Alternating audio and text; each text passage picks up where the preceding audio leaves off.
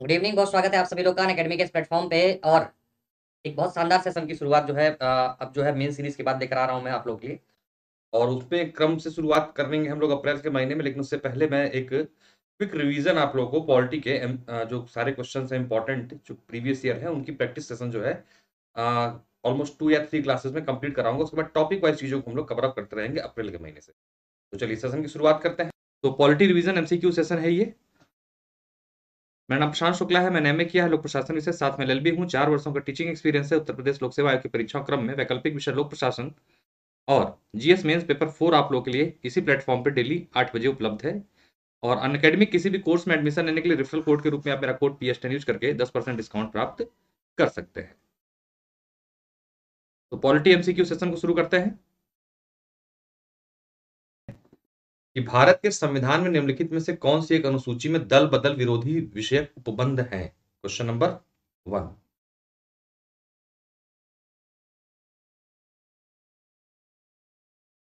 कहां पर दल बदल विरोधी संबंधित उपबंध किया गया है। Question number 1। एक बार क्या कहते हैं कि अगर चैनल सब्सक्राइब ना किया हो तो करके आप कमेंट बॉक्स में आंसर कमेंट कर सकते हैं। अगर कमेंट ना आ रहा हो तो उसके लिए आप चैनल सब्सक्राइब कर लीजिए, तुरंत आपको कमेंट कर देने का ऑप्शन मिल जाएगा। तो बहुत आसान खैर ये वाला सवाल है। आंसर इसका आपका 10वीं अनुसूची में, ध्यान दीजिएगा। दल बदल विरोधी विषय का उपबंध जो किए गए हैं वो कहाँ किए गए हैं, 10वीं अनुसूची में आपके इसको शामिल किया गया और दल बदल से संबंधित जो विषय सभी है 10वीं अनुसूची में सम्मिलित किए गए हैं। निम्नलिखित कथनों पर विचार कीजिए। संवैधानिक सरकार वह है जो राज्य की सत्ता के हित में व्यक्ति की स्वतंत्रता पर प्रभावकारी प्रतिबंध लगाती है। जो व्यक्ति की स्वतंत्रता के हित में राज्य की सत्ता पर प्रभावकारी प्रतिबंध लगाती है। उपरोक्त में से कौन सा से कथन सही है। कूट के माध्यम से देना है। देखिए इस तरीके के क्वेश्चनों की अब जो है संख्या यूपीपीसीएस के हिसाब से बढ़ती चली जा रही है। तो आपको जो है खुद समझ के उत्तर देने का प्रयास करना है। क्या पूछा जा रहा है, संवैधानिक सरकार क्या है। सेशन को लाइक और शेयर प्लीज सब लोग जरूर कर दीजिए एक बार। इसे आप संवैधानिक सरकार कहते हैं। कूट के माध्यम से आपको ये उत्तर देना है। तो ऐसे में ध्यान दीजिएगा, इसका आंसर है आपका सी, यानी जो राज्य की सत्ता के हित में व्यक्ति की स्वतंत्रता पर प्रभावकारी नियंत्रण या प्रतिबंध लगाती है वो, और उसके साथ साथ जो व्यक्ति की स्वतंत्रता के हित में राज्य की सत्ता पर प्रभावकारी प्रतिबंध लगाती है, ये दोनों ही स्टेटमेंट सही हैं। क्योंकि संविधान के तहत राज्य लोगों पर और लोगों के लिए राज्य पर प्रतिबंध जो है लगाया जा सकता है। यही लोकतंत्र और संवैधानिक सरकार की एक विशेषता होती है। राज्य के लिए अनिवार्य तथ्य हैं क्या, जनसंख्या, सरकार, संप्रभुता, भूभाग। कोई राज्य स्टेट कब बनता है, क्या क्या चाहिए होता है उसके लिए। Question number 3।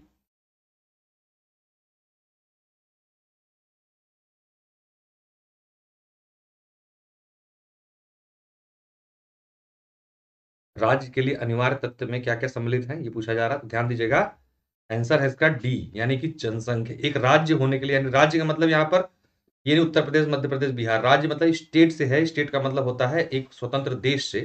पॉलिटिकल साइंस की लैंग्वेज बात करें तो राज्य के लिए एक निश्चित जनसंख्या होनी चाहिए, एक संप्रभु सरकार होनी चाहिए और एक निश्चित भूभाग होना चाहिए। ये सभी तत्व मिलकर एक राज्य, राष्ट्र राज्य का निर्माण करते हैं। निम्नलिखित कथनों पर विचार कीजिए। राज्य के चारों तत्व वैकल्पिक रूप से अनिवार्य होते हैं। यदि चारों तत्वों में एक भी अनुपस्थित हो तो राज्य की अवधारणा निरर्थक हो जाती है। बताएं question number 4।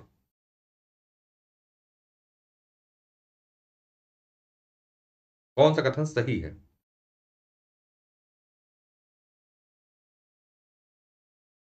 Question number 4।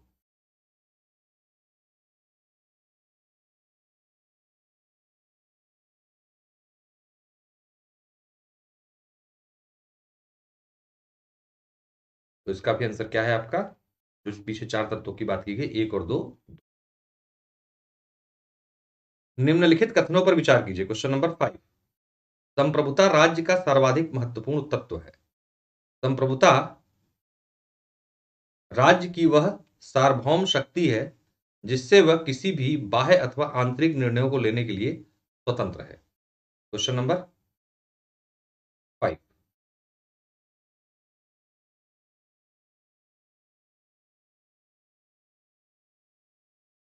Question number 5।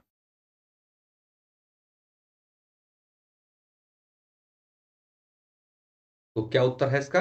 इसका आंसर है आपका सी। ध्यान दीजिए, एक और दो दोनों।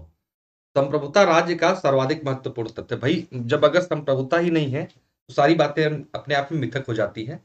और संप्रभुता राज्य की सार्वभौमिक शक्ति है जिससे वह किसी भी बाह्य अथवा आंतरिक निर्णयों को लेने के लिए स्वतंत्र होता है। जब आपके पास संप्रभुता होगी तभी आप अपनी विदेश नीति और आंतरिक नीतियों के निर्णय ले पाओगे, अन्यथा नहीं। जैसे हम पहले जो गुलाम थे, भारत देश गुलाम था, तब क्या था, हम स्वतंत्र नहीं थे भारतीय होने के नाते कि हम अपने देश के आंतरिक मामलों और बाह्य मामलों पर नियंत्रण कर सकें या निर्णय ले सकें।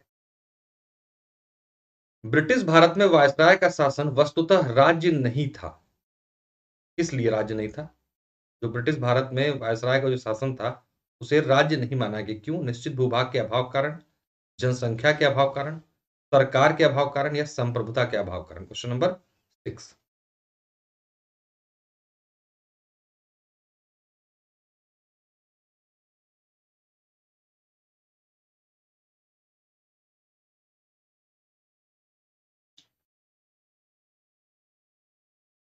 देखिए आंसर है आपका संप्रभुता के अभाव के कारण। मेनली क्या था, संप्रभुता नहीं थी, इसीलिए उसको एक राज्य की संज्ञा ब्रिटिश राज्य को के शासन को नहीं दी गई थी। भारत में राजनीतिक प्रणाली की आवश्यकता के कारण भारत में राष्ट्रीय निर्माण की प्रक्रिया अभी चल रही है, जिसे राष्ट्र विरोधी ताकतें नुकसान पहुंचा सकती हैं। भारत की आंतरिक सुरक्षा के समक्ष कई चुनौतियां हैं। भारत एक कल्याणकारी राज्य की भूमिका में है। भारतीय समाज तीव्र सामाजिक परिवर्तनों के दौर से गुजर रहा है। कौन से कथन सही है राजनीतिक प्रणाली के संदर्भ में? Question number 7।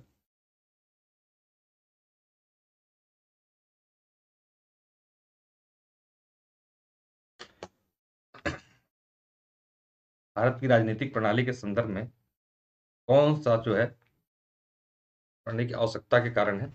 कूट के माध्यम से उत्तर का चयन करना है।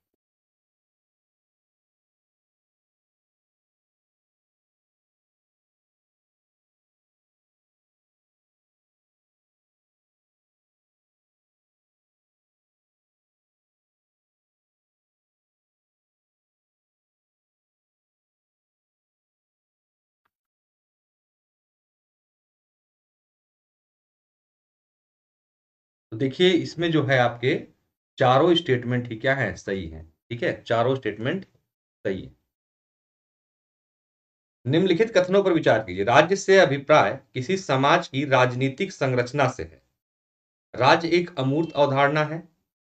सरकार राज्य की मूर्त व व्यवहारिक अभिव्यक्ति है। कूट के माध्यम से उत्तर का चयन करना। Question number 8। Question number 8।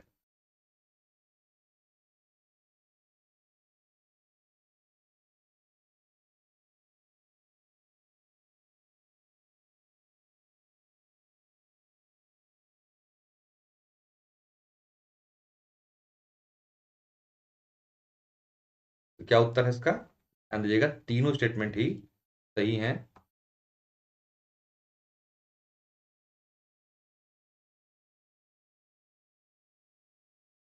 यानी कि 1 2 3। निम्नलिखित में से किस देश में प्रत्यक्ष लोकतंत्र का उदाहरण पाया जाता है? Question number 9।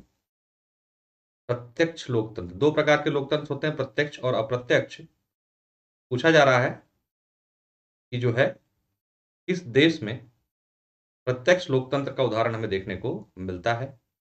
प्रत्यक्ष लोकतंत्र वो होता है जिसमें जनता खुद जो है शासन करती है, और अप्रत्यक्ष लोकतंत्र वो होता है जिसमें जनता अपने चुने हुए प्रतिनिधियों के माध्यम से शासन करती है। तो भारत में तो ऐसा नहीं है। भारत में हम अपने प्रतिनिधि चुनते हैं और वो हमारे लिए शासन करते हैं लोकसभा और विधानसभा में बैठ के। तो प्रत्यक्ष लोकतंत्र की व्यवस्था में देखने को मिलती है स्विट्जरलैंड के संविधान में। ये तभी संभव है जब कम आबादी हो और भूभाग छोटा हो। निम्नलिखित में से सरकार के अंग के रूप में जाने जाते हैं न्यायपालिका, विधायपालिका, कार्यपालिका। Question number 10। सरकार के रूप में किसको किसको परिलक्षित किया जाता है एज अ गवर्नमेंट या सरकार?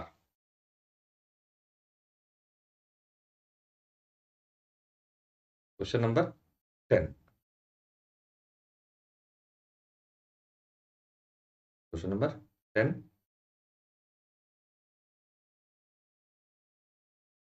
ध्यान दीजिएगा, ये तीनों ही जो हैं मिलकर सरकार का निर्माण करते हैं, यानी सरकार के अंग के रूप में न्यायपालिका, विधायिका, कार्यपालिका स्वतंत्र अंग के रूप में काम करते हैं और सम्मिलित रूप से सरकार की संज्ञा दी जाती है इनको। निम्नलिखित में से किसे जनता निश्चित अवधि के लिए प्रत्यक्ष या परोक्ष रूप से चुनती है? राजनीतिक कार्यपालिका, स्थायी कार्यपालिका, राजनीति और स्थायी कार्यपालिका, न तो राजनीति और न ही स्थायी कार्यपालिका। Question number 11। निश्चित अवधि के लिए यानी कि 5 साल के लिए आप किसका चुनाव करते हैं?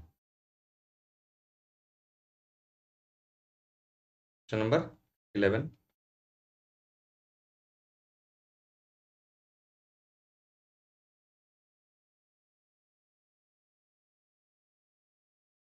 तो आंसर है आपका, ध्यान दीजिएगा, आप राजनीतिक कार्यपालिका को चुनते हैं। राजनीतिक कार्यपालिका कौन होती है? जो मंत्री है, जैसे आप चुनते हैं अपने लिए सांसद, विधायक, और वो क्या बनते हैं? किसी न किसी विभाग के मंत्री बनते हैं। तो ये जो मंत्री पद होता है, ये क्या होता है? ये होती है राजनीतिक कार्यपालिका, जो निश्चित समय यानी कि 5 वर्षों के लिए चुनी जाती है। और स्थायी कार्यपालिका क्या होते हैं? सरकारी कर्मचारी, जो आईएएस पीसीएस होते हैं। ठीक है, तो इनको आप चुनते तो है नहीं, इनका चयन होता है, एग्जाम के माध्यम से चुनते हैं। ये स्थायी माने जाते हैं क्योंकि ये एक निश्चित समय अवधि तक कार्य करते हैं, यानी कि लगभग रिटायरमेंट के समय तक, यानी 60 वर्षों तक अपने पद पर बने रहते हैं, 60 वर्षों की उम्र तक। ठीक है, तो ये इसका आंसर है। निम्नलिखित में से किस कार्यपालिका का चयन विधायिका के सदस्यों में से होता है? अध्यक्षीय कार्यपालिका, संसदीय कार्यपालिका, दोहरी कार्यपालिका या उपरोक्त में से कोई नहीं। Question number 12। किस कार्यपालिका का चयन विधायिका के सदस्यों में से होता है? Question number 12।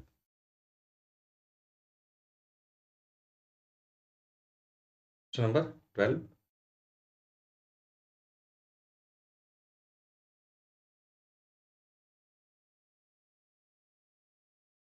ध्यान दीजिएगा, आंसर है आपका संसदीय कार्यपालिका।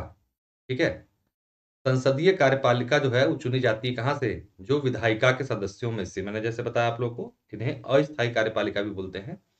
जो आप सदन में जिनका सांसद के रूप में चयन करते हैं, मतलब चुनते हैं चुनाव के माध्यम से, उनमें से ही संसदीय कार्यपालिका यानी कि मंत्रियों का एक समूह बनाया जाता है, और वो समूह ही क्या कहलाता है? अस्थायी या संसदीय कार्यपालिका। ठीक है, भारतीय शासन प्रणाली का स्वरूप है अध्यक्षीय, संसदीय, अध्यक्षीय संसदीय दोनों, या उपरोक्त में से कोई नहीं। Question number 13। भारत में जो शासन प्रणाली है किस स्वरूप में संचालित हो रही है? दो प्रकार की संसदीय प्रणालियां पाई जाती हैं, दो प्रकार की प्रणालियां पाई जाती हैं वैश्विक स्तर पर, अध्यक्षीय और संसदीय। भारत में किस प्रकार की है ये पूछा जा रहा है। आसान है, संसदीय प्रकार की प्रणाली। ठीक है,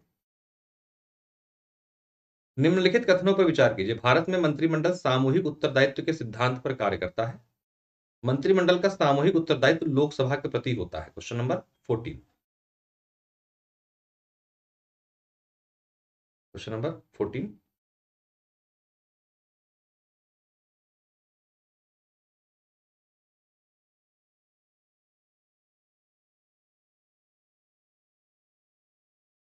तो क्या है इसका आंसर? आंसर आपका दोनों सही, 1 और 2 दोनों। देखिए, भारत में जो है मंत्रिमंडल सामूहिक उत्तरदायित्व के सिद्धांत पे कार्य करता है। इसका अर्थ ये हुआ कि सामूहिक रूप से किसी भी कृत्य के लिए मंत्रिमंडल जो होगा वो जिम्मेदार होगा, और ये जो उत्तरदायी होता है, ध्यान दीजिएगा, वो लोकसभा के प्रति होता है। ठीक है, लोकसभा के प्रति होता है। मंत्रिमंडल कौन होता है? मंत्रियों का, वरिष्ठ मंत्रियों का, या कि श्रेष्ठ मंत्रियों के, जिसे आप कैबिनेट मंत्री बोलते हैं, उनके समूह को मंत्रिमंडल बोला जाता है।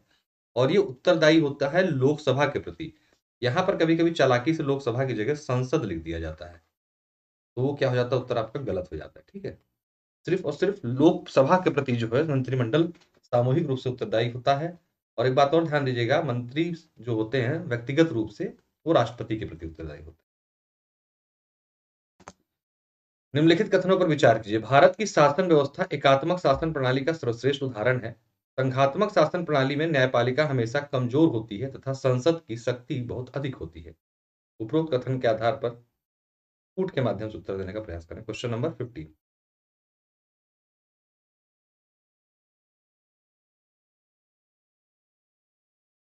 Question number 15।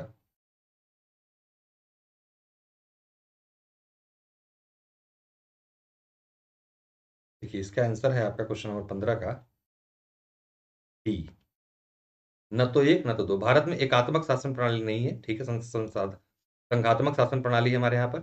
और संघात्मक शासन प्रणाली में न्यायपालिका कमजोर नहीं होती है, न्यायपालिका स्वतंत्र और मजबूत होती है, ठीक है। निम्नलिखित कथनों पर विचार कीजिए। भारत में एकीकृत न्यायिक व्यवस्था है। भारत में केंद्र और राज्य स्तर पर भिन्न भिन्न व पृथक न्यायपालिकाएं हैं। Question number 16। Question number 16।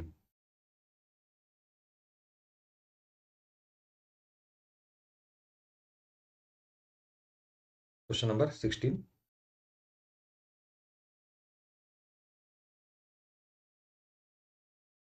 देखिए इसका आंसर होगा केवल एक। भारत में एकीकृत न्यायिक व्यवस्था। एकीकृत न्यायिक व्यवस्था का मतलब हमारे यहाँ न्यायिक व्यवस्था कुछ इस तरीके से पिरामिड शेप में, सबसे ऊपर है आपका सुप्रीम कोर्ट, उसके नीचे वाले हिस्से पे है अन्य अलग अलग राज्यों में हाई कोर्ट, और उसके सबसे निचले स्तर पर आता है आपका हर जिले का डिस्ट्रिक्ट कोर्ट, ठीक है। ये है, और इसमें जो है ये स्वतंत्र चर के रूप में काम करते हैं। इसमें किसी राज्य और सेंट्रल गवर्नमेंट का कोई हस्तक्षेप नहीं होता है। तो भारत में केंद्र और राज्य स्तर पर भिन्न भिन्न व पृथक न्यायपालिका नहीं है, क्योंकि हमारे यहाँ एकीकृत न्याय व्यवस्था पाई जाती है, तो भिन्न भिन्न कैसे हो सकती है, ठीक है। भारत में संविधान के आधारभूत लक्षणों का निर्धारण करता है कौन? संसद, न्यायालय, राष्ट्रपति या फिर मंत्रिमंडल। Basic structure of constitution. Question number 17।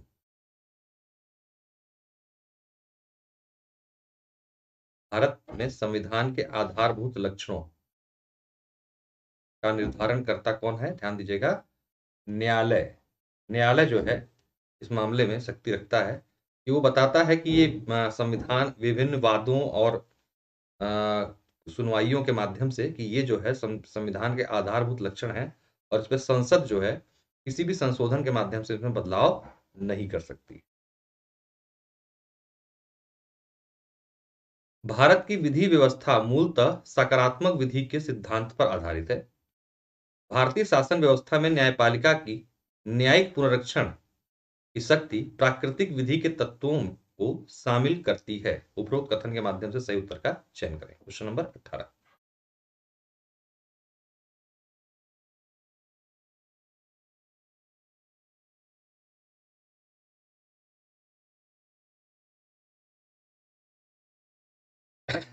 Answer है आपका सी, एक और दो, दोनों दोनों ही स्टेटमेंट जो है संदर्भ में सही है आपके।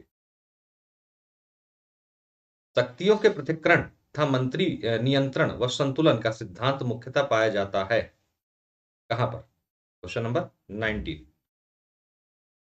शक्तियों का पृथक्करण तथा नियंत्रण व संतुलन, चेक एंड बैलेंस और सेपरेशन ऑफ पावर का सिद्धांत मुख्यतः कहां पर पाया जाता है?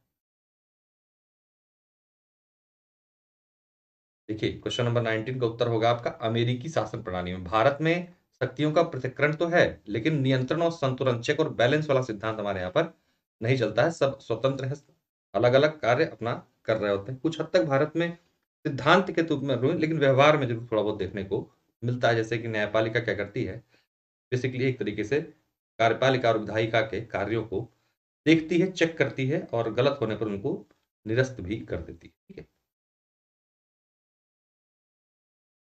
लेकिन इस तरीके से कोई बात जो है संविधान में लिखी नहीं गई, इसलिए सिद्धांत में नहीं है, व्यवहार में है। भारत में ब्रिटेन की तरह कार्यपालिका विधायिका के भीतर से ही बनती है। भारतीय न्यायपालिका को अमेरिकी न्यायपालिका की तरह न्यायिक पुनरीक्षण की शक्ति प्राप्त है। कौन सा स्टेटमेंट सही? Question number 20। Question number 20।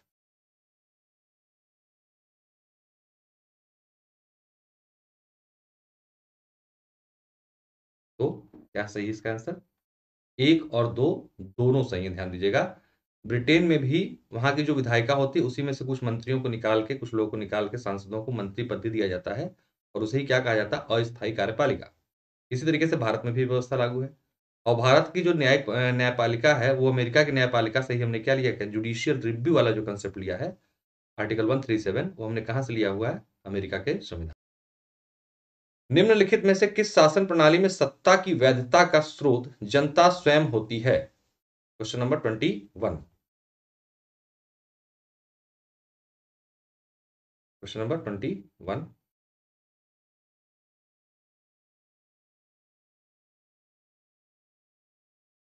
इस शासन प्रणाली में सत्ता की वैधता का स्रोत जनता स्वयं होती है।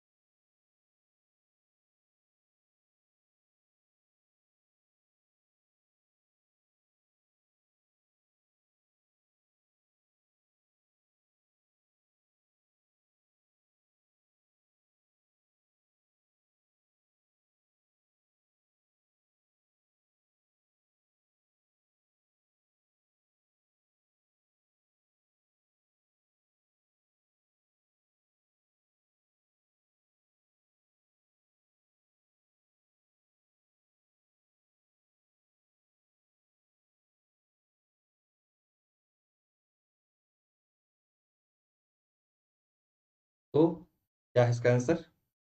लोकतंत्र। ठीक है, लोकतंत्र में अंतिम सत्ता या जो शक्ति का स्रोत होती है खुद जनता स्वयं में ही होती है। निम्नलिखित कथनों पर विचार कीजिए। भारत प्रतिनिधि मूलक लोकतंत्र का उदाहरण है। भारत में केंद्रीय विधानमंडल को 2 सदनों से युक्त किया गया है। Question number 22। भारत प्रतिनिधि मूलक लोकतंत्र का उदाहरण है।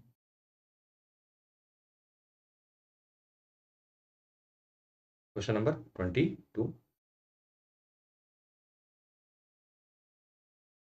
तो क्या इसका आंसर क्या होगा? दोनों ही स्टेटमेंट सही है, ध्यान दीजिएगा। प्रतिनिधि मूलक लोकतंत्र मतलब कि हम हमारे यहाँ पर जैसे मैंने बताया अप्रत्यक्ष लोकतंत्र है। हम अपने प्रतिनिधियों को चुनते हैं, हमारे प्रतिनिधि संसद और विधायिका में जाके क्या करते हैं, हमारे लिए नियम कानून और नीतियां बनाते हैं। इसे बोला था प्रतिनिधि मूलक लोकतंत्र। तो है हमारा केंद्रीय विधानमंडल है, यानी कि संसद जिसे आप बोलते हैं, उसमें 2 सदन है, बिल्कुल है, राज्यसभा और लोकसभा। ठीक है। निम्नलिखित कथनों में कौन सही नहीं है? Question number 23। Question number 23।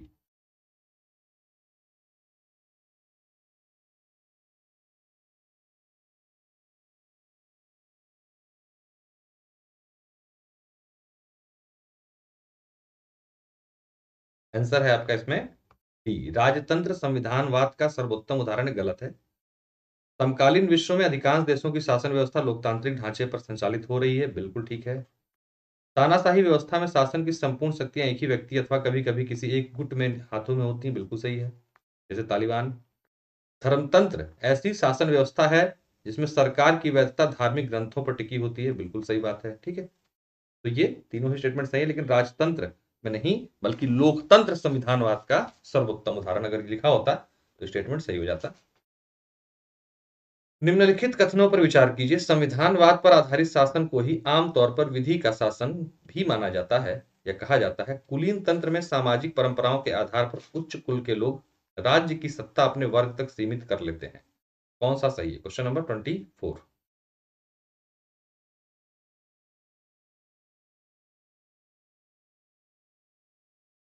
Question number 24।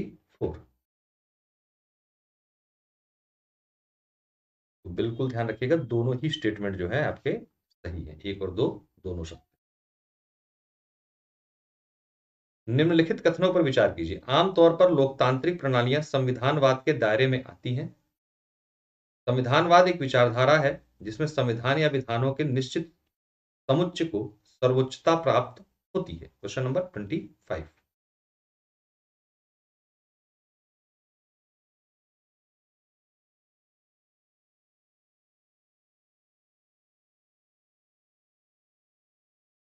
Question number 25। ध्यान देना है, दोनों ही स्टेटमेंट जो है सही है। मतलब लोकतांत्रिक प्रणालियां संविधानवाद के दायरे में आते हैं, बिल्कुल। अगर लोकतंत्र है तो निश्चित रूप से संविधान भी होगा और संविधान ही लोकतंत्र का निर्माण करता है। और संविधानवाद एक विचारधारा है जिसमें संविधान या विधान के निश्चित समुच्चय को सर्वोच्चता प्राप्त होती है। मतलब कि संविधान को सर्वोच्चता देना ही क्या है? आपका संविधानवाद है। मतलब हर चीज संविधान से संचालित होगी। भारतीय लोकतंत्र को आलोचनवाद भीड़तंत्र मोबोक्रेसी कहा जाता है क्योंकि। Question number 26। मेरे पीछे आ रहा होगा आपका ये वाला क्वेश्चन नंबर। चलिए, जो इसका आंसर है वो आपको दिख रहा है, मैं आपका आंसर सीधे बता देता हूं। इसका आंसर है आपका सी। हमारे देश की जनता का मतदान व्यवहार वोटिंग बिहेवियर प्राय पारंपरिक मान्यताओं तथा भगवानों के आभार के अनुरूप संचालित होता है, इसीलिए इसे मोबोक्रेसी के नाम से जो है कहा जाता है भारतीय लोकतंत्र। भारतीय राज्य व्यवस्था में निरंकुश तंत्र के लक्षण काफी कम दृष्टिगोचर होते हैं क्योंकि सरकार पर विपक्ष और जनमत का दबाव होता है, जनता को मूल अधिकार तथा न्यायपालिका को न्यायिक पुनरीक्षण की शक्ति प्राप्त है। क्यों निरंकुशता कम क्यों दिखती है हमारे पॉलिटिकल सिस्टम में? Question number 27।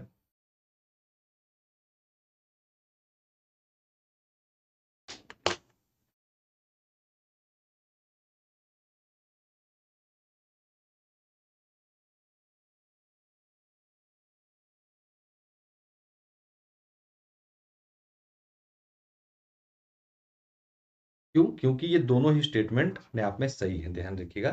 सरकार पर विपक्ष और जनमत का दबाव होता है, इसलिए निरंकुश नहीं हो पाती है सरकार, और साथ साथ जनता को मूल अधिकार दिए गए हैं, और न्यायपालिका सरकार द्वारा किए गए किसी कार्य का परीक्षण कर सकती है, इसे न्यायिक पुनरीक्षण के नाम से जाना जाता है। आर्टिकल 137 संविधान में प्रदत्त है। निम्नलिखित में से किस व्यवस्था को अविनाशी राज्यों का अविनाशी संगठन कहा जाता है? Question number 28। Question number 28। अविनाशी राज्यों का अविनाशी संगठन किस व्यवस्था को बोला जाता है? Question number 28।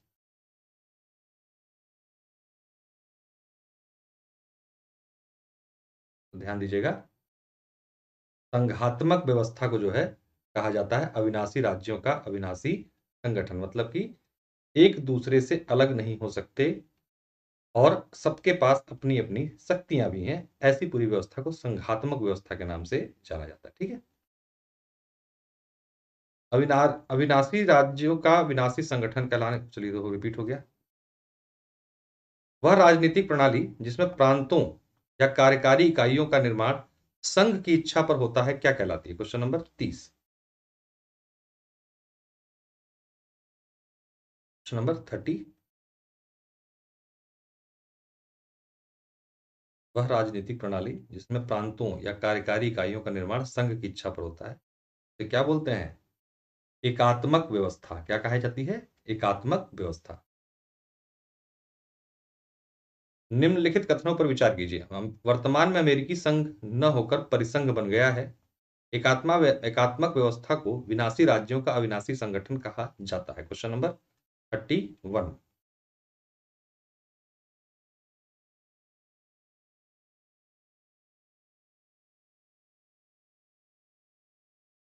कुछ नहीं आ रहा है आज, कोशिश कीजिए, आएगा। प्रैक्टिस ही तो बनाती है आदमी को। तो इसका आंसर क्या होगा क्वेश्चन नंबर 31 का? ध्यान दीजिए, केवल दो। क्योंकि वर्तमान में अमेरिका संघ न होकर परिसंघ बन गया है, ऐसा कुछ भी नहीं हुआ, जैसा था वैसी व्यवस्था है। एकात्मक व्यवस्था को जो बोला जाता है विनाशी राज्यों का अविनाशी संगठन, एकात्मक, और अविनाशी राज्यों का अविनाशी संगठन बोला जाता है संघात्मक व्यवस्था। ठीक है,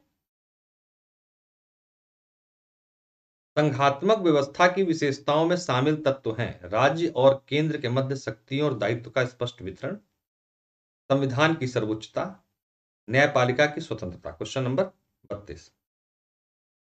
संघात्मक व्यवस्था की क्या विशेषताएं होती हैं? Question number 32।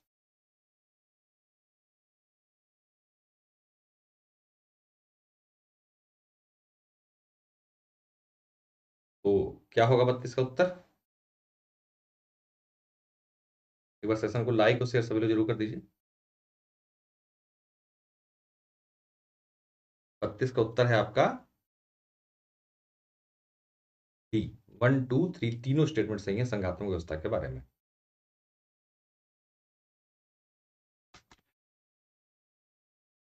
निम्नलिखित कथनों पर विचार कीजिए। एकात्मक व्यवस्था में कार्यपालिका या विधायिका के स्तर पर केंद्र और राज्यों में समानांतर ढांचा नहीं पाया जाता। एकात्मक व्यवस्था में राजनीतिक विकेंद्रीकरण केंद्र सरकार की प्रशासनिक कार्य योजना का परिणाम होता है, प्रांतों के अधिकारों का नहीं। Question number 33।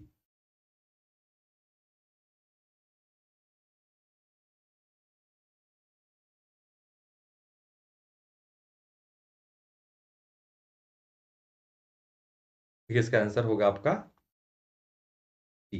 एक दो दोनों सही है। मतलब एकात्मक जो व्यवस्था होती है वहां में कार्यपालिका या विधायिका के जो स्तर होते हैं केंद्र और राज्यों में समानांतर ढांचा नहीं पाया जाता, अलग अलग होते हैं वहां पे।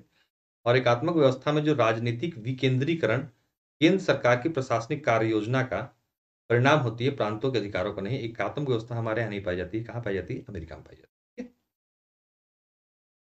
निम्नलिखित कथनों पर विचार कीजिए। भारतीय शासन का स्वरूप सामान्यतः संघात्मक है किंतु संकट के समय एकात्मक हो जाता है। भारत की संघात्मक व्यवस्था ब्रिटेन के समान है। Question number 34।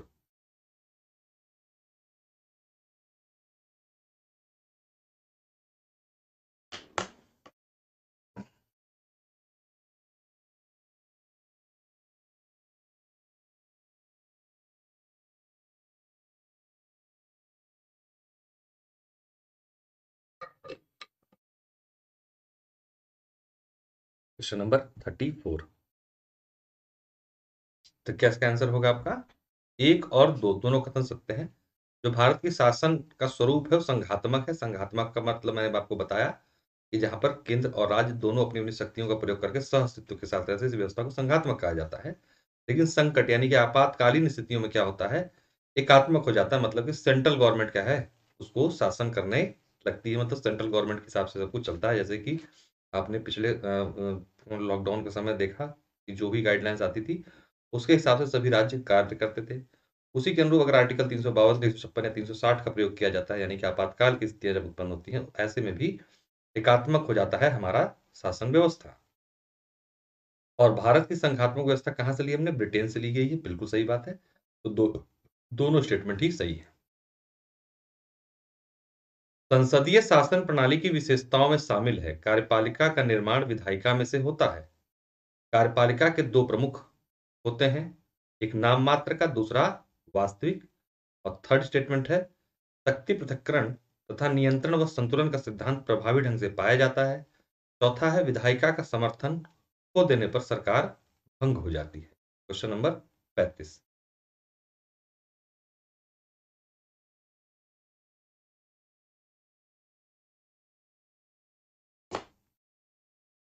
संघात्मक व्यवस्था का ब्रिटेन की क्वीन से कोई लेना देना नहीं है। वो मतलब वहां पर हम अगर उसके उससे तुलना करेंगे ना मतलब, तो वो हुआ कि गणतंत्र नहीं है वो। ठीक है, क्योंकि वहां का जो हेड होता है वो क्या होता है, वो अनुवांशिक होता है। लेकिन वहां पर भी भारत जैसी ही व्यवस्था पाई जाती है, यानी सेंट्रल गवर्नमेंट है, उसके साथ स्टेट गवर्नमेंट्स होती हैं, दोनों साथ मिलकर अपनी अलग अलग शक्तियों का प्रयोग करते हैं। ऐसी व्यवस्था को मतलब बोला जाता है संघात्मक व्यवस्था। ठीक है, क्वीन का मतलब होता है जैसे हमारे यहाँ राष्ट्रपति है तो हम हमारे राष्ट्रपति चुने जाते हैं, और वहां के जो राजा या रानी हैं वो क्या होते हैं, अनुवांशिक होते हैं, इसलिए वो गणतंत्र नहीं है, हम गणतंत्र हैं। ठीक है, दोनों में अंतर है। Question number 35। देखिए इसका उत्तर है आपका 35 का सी, 1, 2, 4। कार्यपालिका का निर्माण विधायिका से होता है। जैसा मैंने बताया आपको कि कार्यपालिका जो होती है वो कौन होती है, विधायिका में से ही कुछ मंत्रियों को लेकर छोटी अलग अलग समूह बनाए जाते हैं, जिसे मंत्री परिषद बोलते हैं। वही कार्यपालिका काम करते, तो उसमें से बनते हैं ये। दूसरा स्टेटमेंट का कार्यपालिका के दो प्रमुख होते हैं, एक नाम मात्र का, दूसरा वास्तविक। ये स्टेटमेंट गलत है, ऐसा कुछ भी नहीं होता है। अरे सॉरी, ये सही है। Sorry sorry sorry.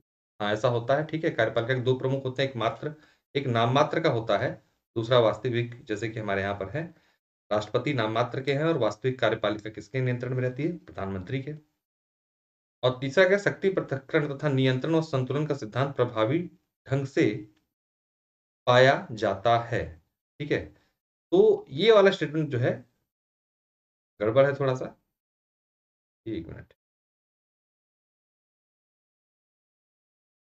Sorry sorry sorry, ये भी स्टेटमेंट सही है, थोड़ा सा गड़बड़ हो गया। आपका डी वाला उत्तर सही है, इसका सभी स्टेटमेंट्स के सही है। ठीक है, विधायिका का अगर समर्थन खो देती तो क्या होती? सरकार भंग हो जाती है।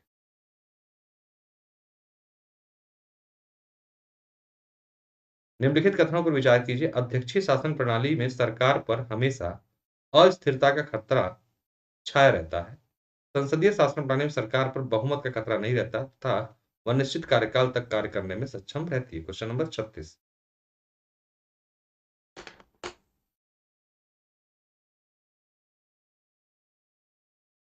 Question number 36।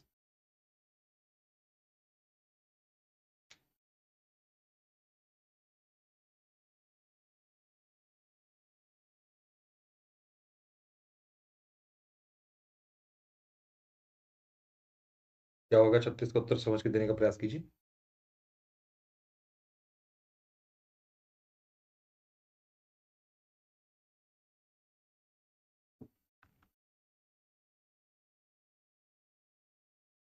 देखिए, का जो आंसर है आपका क्वेश्चन नंबर 36 का, वो है डी, न तो एक न तो दो।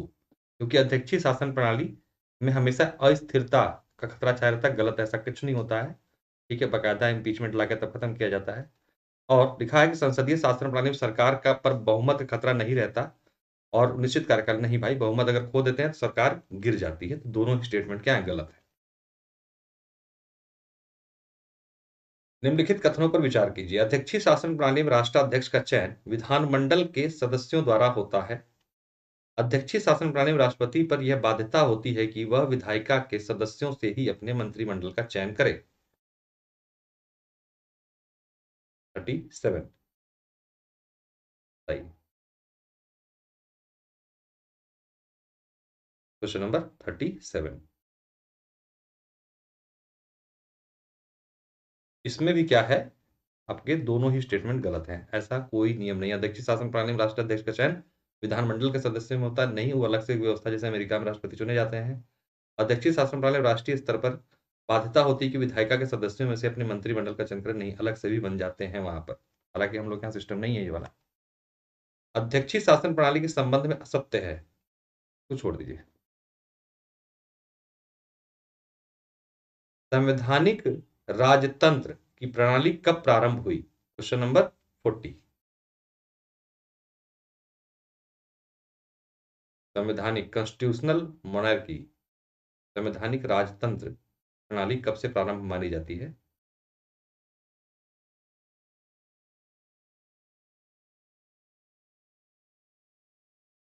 देखिए, इसको कब माना जाता है? इंग्लैंड में जो रक्तहीन क्रांति हुई थी उसको, ठीक है, उसके बाद से मानी जाती है संवैधानिक राजतंत्र की शुरुआत। आगे बढ़ने से पहले आपको अनअकैडमी के एडवांटेजेस के बारे में बता दें तो कभी भी कहीं भी रिकॉर्डेड लाइव सेशन देखने को मौका मिलता है।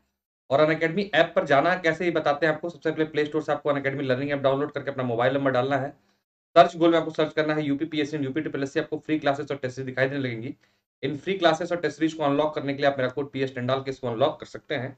एडवांटेजेस की बात करें तो देखिए, कभी भी कहीं भी रिकॉर्डेड लाइव सेशन मिलता है आपको। अपॉर्चुनिटी, बेस्ट एजुकेटर से जुड़ने का access, multiple courses, structure pedagogy academic calendar के अनुसार, study session, master classes, unlimited quizzes, study material PDF format में, multiple live doubt clearing sessions आपको मिलता है।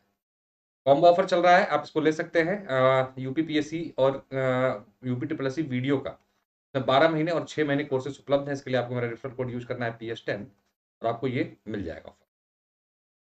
कॉम्बैट देखिए, एक 70 क्वेश्चन का जो है 27 मार्च को आयोजित हो रहा है। इसको आप लोग ज्वाइन कर सकते हैं 27 मार्च को दोपहर 12 बजे। इसमें आपको एनरोल करने के लिए मेरा कोड PS10 डाल के इसको आप खुद को एनरोल कर सकते हैं। यहाँ पे लाइव टेस्ट है, इसमें बहुत सारे इनाम है जो आप जीत सकते हैं स्कॉलरशिप प्रोग्राम में पार्टिसिपेट करके। हिंदी और इंग्लिश दोनों में उपलब्ध है। तो अपने आप को एनरोल करें, डिस्क्रिप्शन बॉक्स में लिंक दिया हुआ है इसका, मेरी प्रोफाइल का, आप जाके उसके माध्यम से इससे जुड़ सकते हैं। एक विजेता नामक टेस्ट सीरीज होती है हर संडे को 10 बजे। आप आयोजित करके इसमें 25 रैंक तक के बच्चे 100% स्कॉलरशिप प्राप्त कर सकते हैं। आरओ के लिए भी टेस्ट सीरीज संचालित हो रही है, इसमें भी आप 25% तक का स्कॉलरशिप प्राप्त कर सकते हैं अनअकैडमी के कोर्सेज पे। लक्ष्य नामक बैच देखिए, एक जो है उसका ओरिएंटेशन बैच 23 मार्च से शुरू हो रहा है, तो आप ज्वाइन कर सकते हैं। इसी क्रम में 20 से 23 मार्च में फ्री मिनी कोर्सेज थे ये।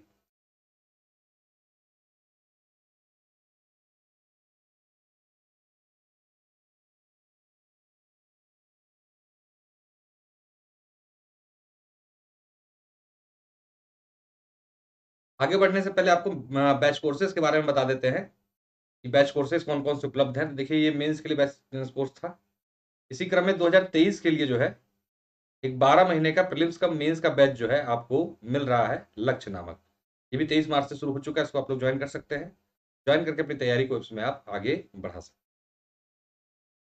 सारथी नामक बैच जो है ये 16 मार्च से चल रहा है, इसको ज्वाइन करके आप लोग 12 जून की जो आपकी परीक्षा है उसको बेहतर दिशा में ले जा सकते हैं। सिस्टमेटिक वे में पूरी क्लासेस यहाँ पर संचालित हो रही है। एक और जो बैच है लक्ष्य नामक जो कि 9 मार्च से संचालित हो रहा है, इसमें पॉलिटी के सेशन आपको मेरे 11 बजे सुबह मिलते हैं। इसको आप लोग ज्वाइन करके पॉलिटिक्स सीरीज को आगे बढ़ा सकते हैं।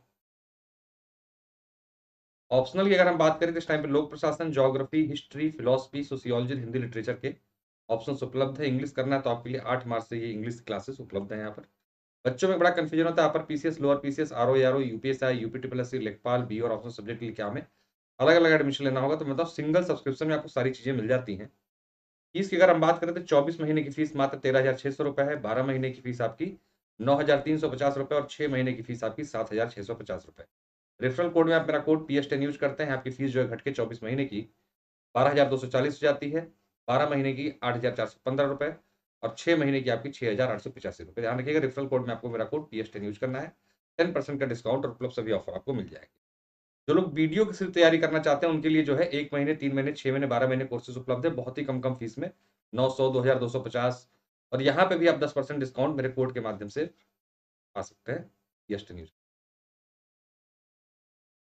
जो लोग लेखपाल की या कांस्टेबल की अलग अलग तैयारी करना, जैसे आपको पता है 26,000 वैकेंसी जो है लगभग यूपी पुलिस कांस्टेबल की आने वाली है, तो आप लोग बहुत ही कम फीस में सिर्फ यही वाला कोर्स लेकर अपनी तैयारी को आगे बढ़ा सकते हैं।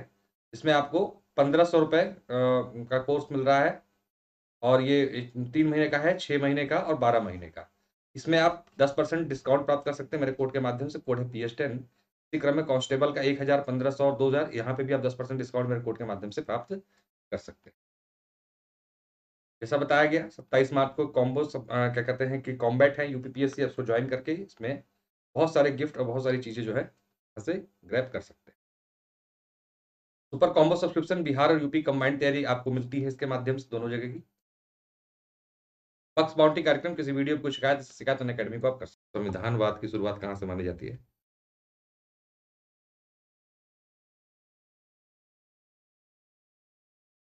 संविधानवाद की शुरुआत मानी जाती है ब्रिटेन से। निम्नलिखित कथनों पर विचार कीजिए, इसको छोड़ दीजिए, थोड़ा सा हम लोग हिसाब से नहीं, इसको छोड़।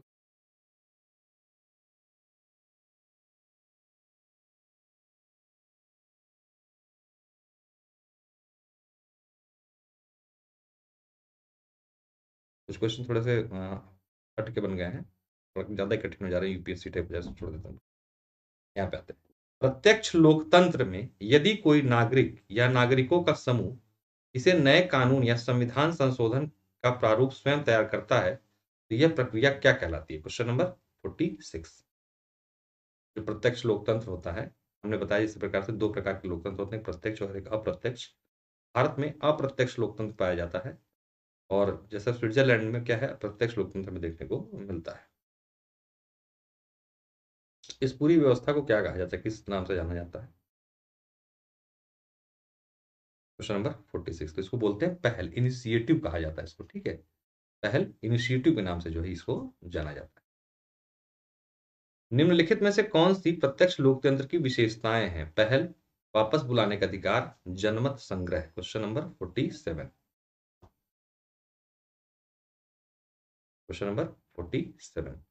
तो प्रत्यक्ष लोकतंत्र की कौन सी विशेषताएं हैं अगर आपसे पूछा जाए तो आप क्या कहेंगे? ये तीनों ही विशेषताएं क्या हैं प्रत्यक्ष लोकतंत्र में, आपको देखने को। पहल, वापस बुलाने का अधिकार, राइट टू रिकॉल, और जनमत संग्रह, ये तीनों ही अधिकार प्रत्यक्ष लोकतंत्र में जनता को मिले हुए रहते हैं। निम्नलिखित कथनों पर विचार कीजिए। उदारवादी लोकतंत्र व्यक्ति तथा उसकी स्वतंत्रता को महत्वपूर्ण मानता है। उदारवादी लोकतंत्र इस मान्यता पर आधारित है कि प्रत्येक व्यक्ति अपने बारे में सर्वश्रेष्ठ निर्णय स्वयं ले सकता है। Question number 48।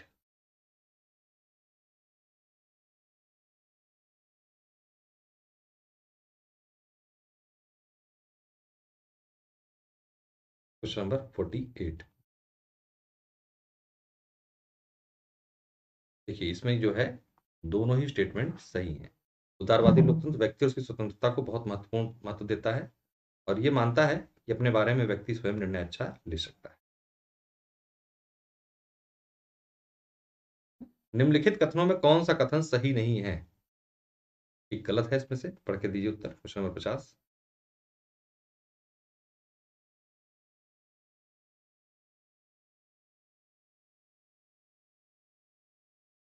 Question number 50।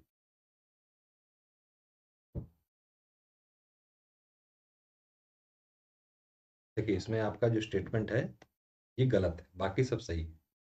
ठीक है।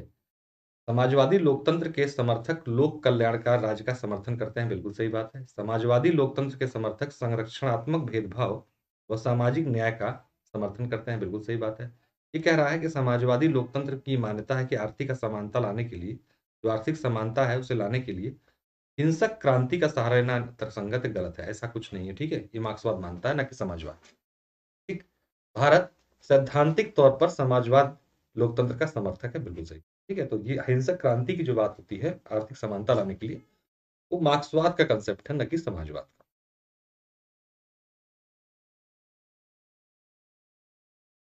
निम्नलिखित कथनों पर विचार कीजिए। ब्रिटिश प्रणाली द्विदलीय व्यवस्था का प्रतिनिधि उदाहरण है। लेबर पार्टी और कंजर्वेटिव पार्टी का संबंध ब्रिटेन से है। Question number 51।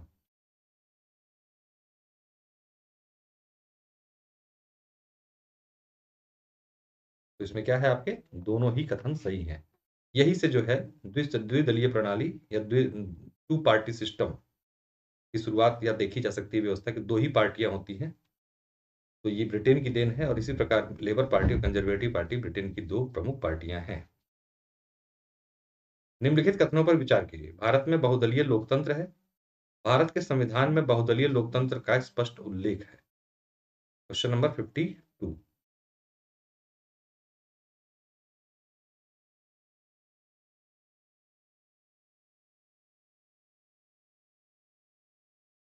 Question number 52।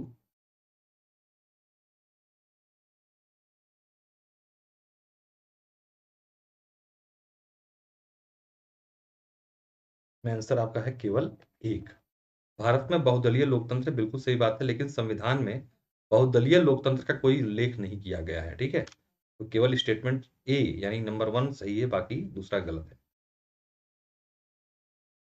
निम्नलिखित उद्देश्यों में कौन सा एक भारत के संविधान की उद्देशिका में सन्निष्ठ नहीं है? Question number 53। क्वेश्चन नंबर 53, कौन सा भारत की उद्देशिका में सम्मिलित नहीं है? Question number 53। पहले भी मैंने कराया है, दूसरे तरीके से क्वेश्चन ये आप लोग को, तो ध्यान दीजिएगा। आर्थिक स्वतंत्रता नहीं है, हमारे आर्थिक न्याय की बात की गई है, स्वतंत्रता की बात नहीं की। विचार, अभिव्यक्ति और विश्वास की 3 स्वतंत्रताएं दी गई हैं। न्याय जो है आर्थिक न्याय की बात की गई, न कि स्वतंत्रता। भारत के संविधान में कल्याणकारी राज्य का आदर्श किसमें प्रतिष्ठापित होता है? कहाँ से चाहिए में कल्याणकारी राज्य है भारत, अगर इसके संदर्भ में देखें तो हमें कहाँ से मिलता है? Question number 54।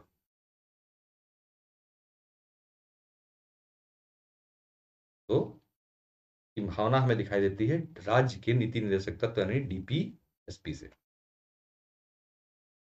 भारत के संविधान के उद्देश्यों में एक के रूप में आर्थिक न्याय का किसमें उपबंध किया गया है? Question number 55। आर्थिक न्याय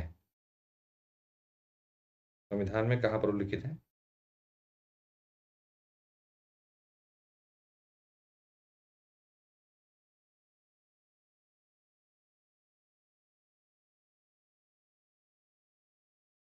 तो ध्यान देना है, क्वेश्चन नंबर 55 का आंसर है आपका बी। उद्देशिका और डीपीएसपी में ना आर्थिक न्याय के उपबंध जो है आपको देखने को मिलते हैं। आर्थिक न्याय जैसे कि समान कार्य के लिए समान वेतन आपको डीपीएसपी में देखने को मिल जाता है। ठीक है, और इसी प्रकार से आर्थिक न्याय शब्दावली का जो स्पष्ट उल्लेख भी हमें उद्देशिका में देखने को मिलता है। 42वें संविधान संशोधन के माध्यम से प्रस्तावना में जोड़े गए शब्द कौन कौन से हैं? Question number 56।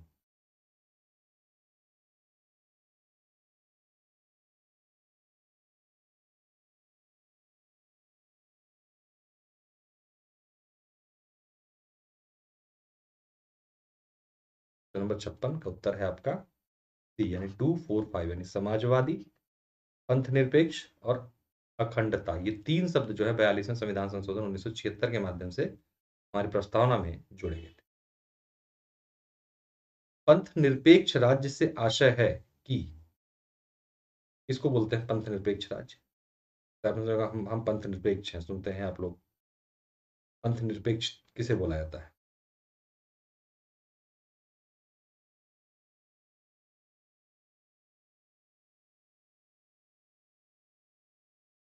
ध्यान दीजिएगा, इसका आंसर है आपका 1, 2, 3 तीनों सही। यानी कि यह किसी धर्म को राजकीय धर्म का दर्जा नहीं देता, जैसे भारत में है।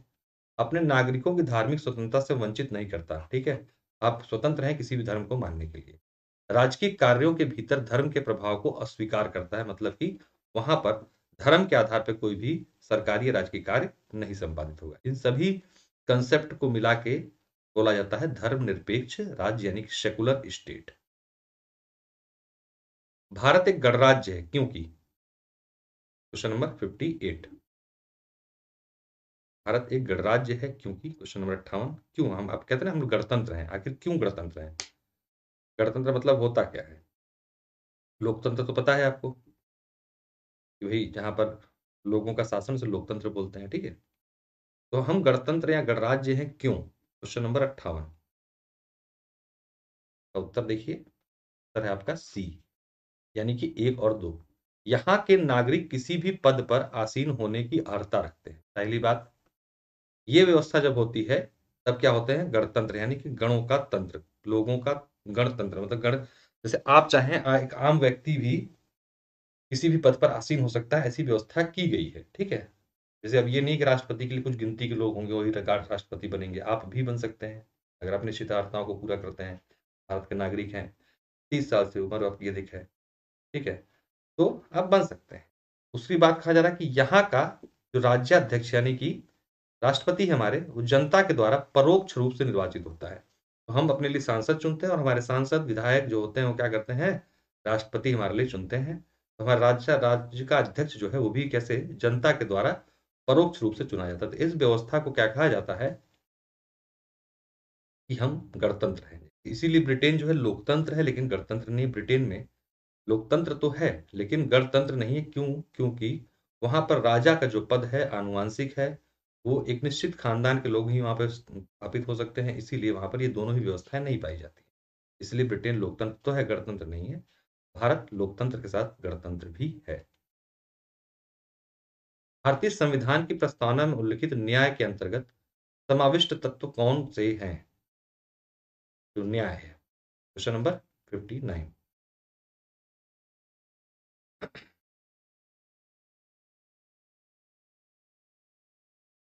क्वेश्चन नंबर 59, ध्यान दीजिएगा। आंसर है इसका आपका डी, 1, 2, 3, 4 सभी।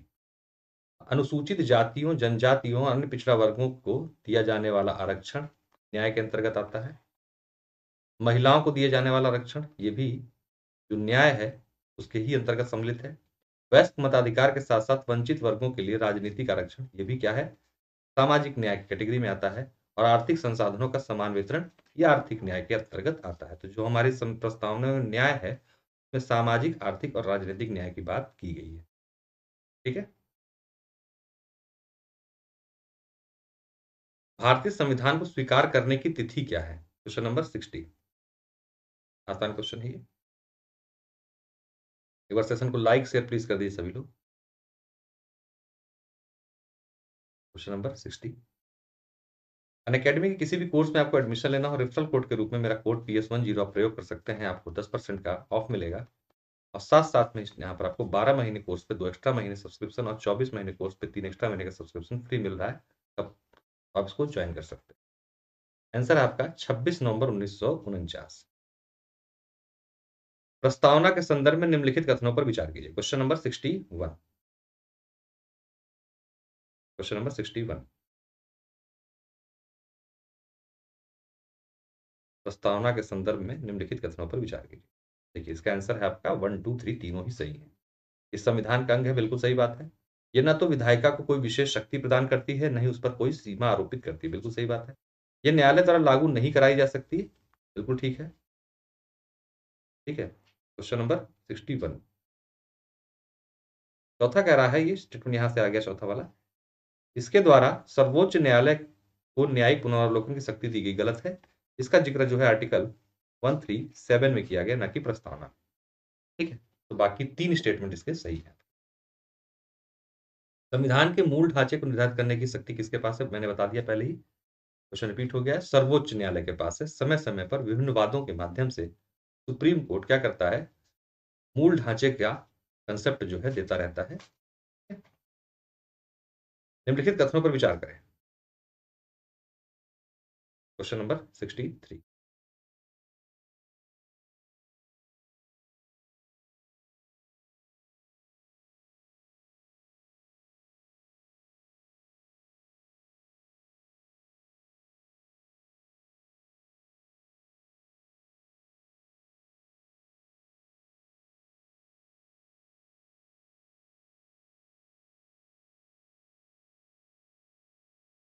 तो क्या होगा इसका आंसर? ध्यान दीजिएगा, केवल 2। Question number 63। क्यों? संविधान संशोधन को चुनौती दी जा सकती है यदि उसे मूल ढांचा प्रभावित हो रहा हो। बिल्कुल सही है। ठीक है, इसमें लिख रहा है कौन सा सत्य है कथन। ठीक है, आप ध्यान देना इस बात को। लिखा है संविधान में संशोधन को चुनौती नहीं दी जा सकती, गलत बात है, ऐसा नहीं है। मूल ढांचे को देखने का कार्य सर्वोच्च न्यायालय का है, लेकिन राष्ट्रपति की सलाह पर भी ऐसा करता है, बिल्कुल ऐसा नहीं है। सुप्रीम कोर्ट इसके लिए स्वतंत्र है और उसके लिए राष्ट्रपति की सलाह की आवश्यकता नहीं। प्रस्तावना संविधान का भाग है या नहीं, यह प्रश्न सर्वप्रथम किस वाद में आया था? Question number 64।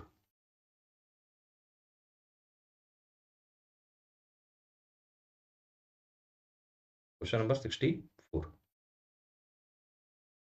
प्रस्तावना संविधान का भाग है नहीं, सबसे पहले ध्यान दीजिएगा, बेरूबारी वर्सेस यूनियन वाद में जो है सामने आया था सुप्रीम कोर्ट के। अब तक प्रस्तावना में कितनी बार संशोधन किया जा चुका है? Question number 65। अब तक कुल कितनी बार प्रस्तावना में संशोधन किया जा चुका है?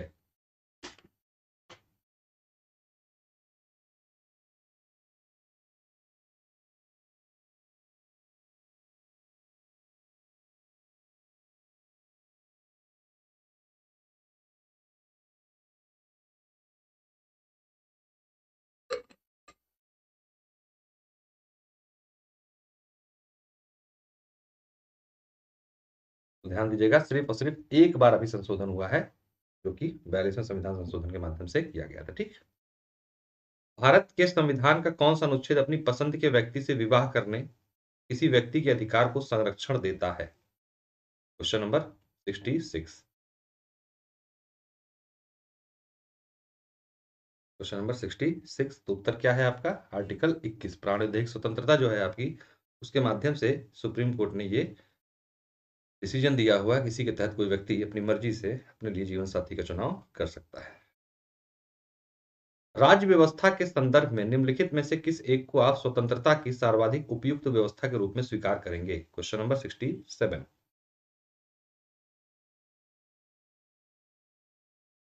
कंसेप्चुअल है, पॉलिटिकल हो गया, तो नियंत्रण का अभाव, तो छोड़ भी सकते हैं।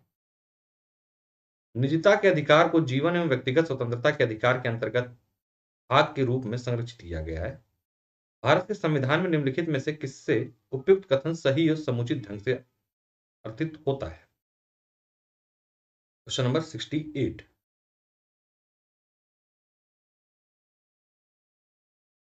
निजता का अधिकार, कुछ देर पहले सुप्रीम कोर्ट ने निजता के अधिकार को जो है मौलिक अधिकार की संज्ञा रखी, दी उसको। तो किस को मिलाकर इसको हम पढ़ते हैं तो हमें पता चलता है कि निजता का अधिकार क्या है? एक मौलिक अधिकार है।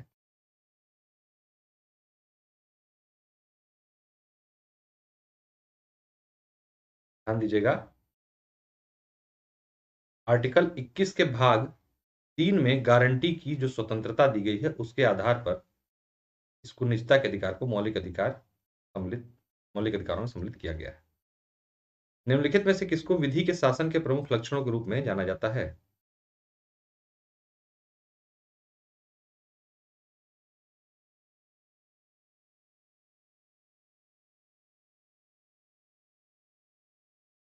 तो आंसर है इसका आपका सी, 1 2 4।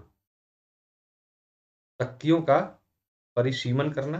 ठीक है, विधि के समक्ष समता, यानी सब लोग समान है विधि के सामने। शक्तियों का परिसीमन मतलब है शक्ति आपको स्वतंत्रता देती है लेकिन असीमित नहीं है आपकी, ठीक है। न्याय मतलब संसद से, संविधान से ऊपर नहीं हो सकते आप।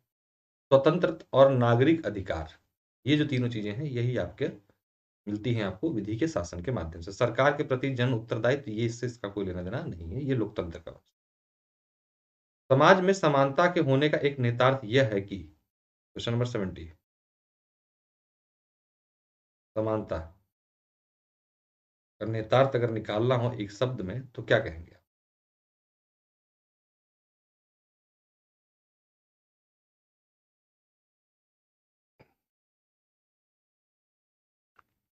तो इसका मतलब है विशेषाधिकारों का, यानी कि अभाव है। भाई विशेषाधिकार अगर हो जाएंगे किसी व्यक्ति के, समानता का भाव कैसे रह जाएगा? नहीं रह पाएगा। तो इसीलिए कहा जा रहा है कि विशेषाधिकार, अवरोधों का अभाव नहीं, प्रतिस्पर्धा का अभाव नहीं, विचारधारा का अभाव नहीं, ठीक है। तो विशेषाधिकारों का अभाव रहता है, यानी कि सबको समान रूप से देखा जाता है, किसी को विशेष अधिकार नहीं दिए जाते। कुछ एक्सेप्शन जरूर है, लेकिन फिर भी हमारे यहाँ पर विधि की समानता है, समाज में समानता है। निम्नलिखित कथनों में कौन सा एक सही है? Question number 71।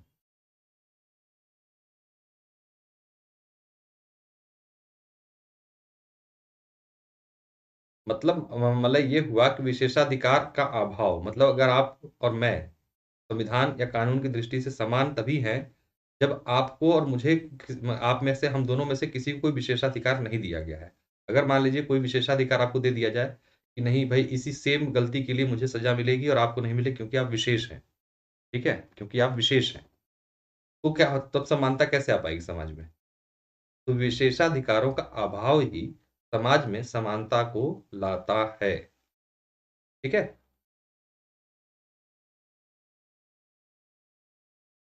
आ गया क्लियर?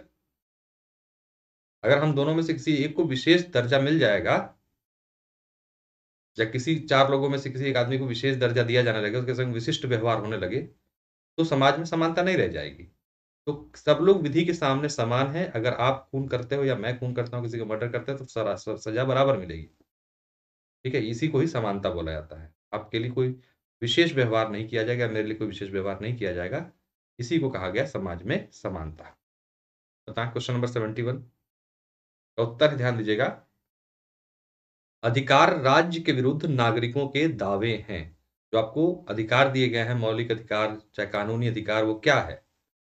मतलब कि आप राज्य यानी भारत के विरुद्ध जो है उसको मांग सकते हो सुप्रीम कोर्ट और हाई कोर्ट के माध्यम से। ये स्टेटमेंट सही है, बाकी सब गड़बड़ है।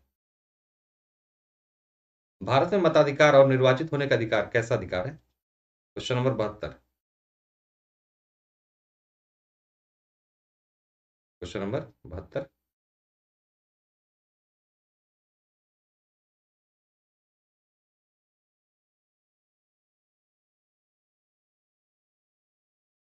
ध्यान दीजिएगा, आंसर है विधिक अधिकार है। सुप्रीम कोर्ट ने इसे विधिक अधिकार माना है। हालांकि लोक सेवा आयोग इसका उत्तर ये भी मानता है, क्योंकि इसका वर्णन आर्टिकल 326 में भी है, और जन प्रतिनिधित्व अधिनियम 1951 के माध्यम से सुप्रीम कोर्ट ने इसे क्या माना है? विधिक अधिकार माना है। तो आंसर, मोस्ट सुटेबल आंसर इसका विधिक अधिकार है। Question number 72। भारत के संविधान में शोषण के विरुद्ध अधिकार द्वारा निम्नलिखित में से कौन सी परिकल्पित है? हाँ, लीगल राइट है। Question number 73।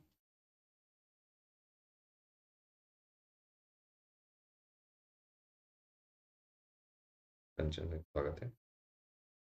बताएं क्वेश्चन नंबर 73 क्या पूछा जाए? भारत के संविधान शोषण के विरुद्ध अधिकार, तो इसका आंसर क्या होगा आपका? 73 का सी, 1 और 4। शोषण में जो शामिल है आपका, भारत मानव देह व्यापार और बंधुआ मजदूरी का निषेध करेगा, और कारखानों और खदानों में बच्चों के नियोजन पर निषेध होगा।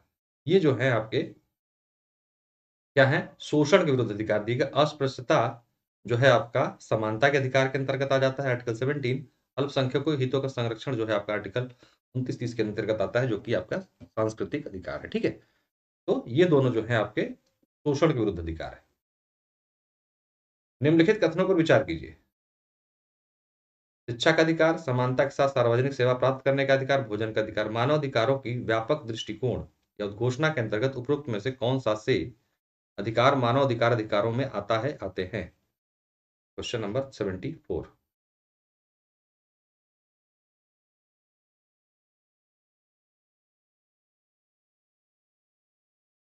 जो मानव अधिकारों की व्यापक घोषणा की गई है उसमें कौन कौन से सम्मिलित है, ये पूछा जा रहा है।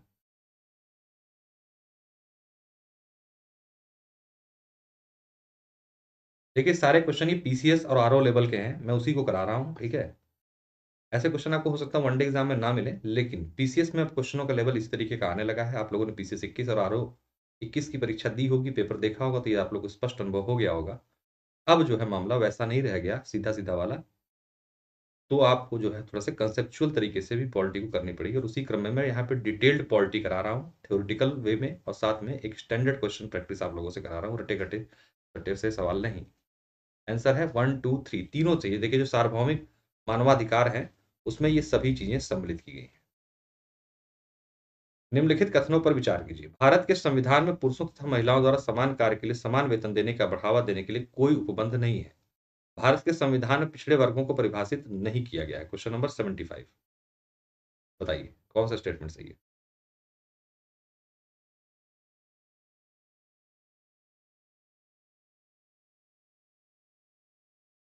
अच्छा सवाल, कंसेप्चुअल सवाल।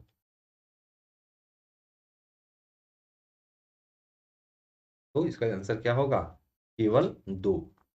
ध्यान दीजिएगा कि भारत में 75, ठीक है। कौन सा सही है? भारत में संविधान में पिछड़े वर्गों को परिभाषित नहीं किया गया, बिल्कुल किसी प्रकार से परिभाषित नहीं किया गया। अगर हम ये स्टेटमेंट देखें कि महिलाओं के लिए समान नहीं, तो डीपीएसपी में जो है इसका प्रावधान आपके किया गया है, तो ये गलत हो जाता है और ये स्टेटमेंट आपका सही था नहीं, केवल दो स्टेटमेंट आपका सही है। 104वां संविधान संशोधन विधेयक किससे संबंधित था? Question number 76।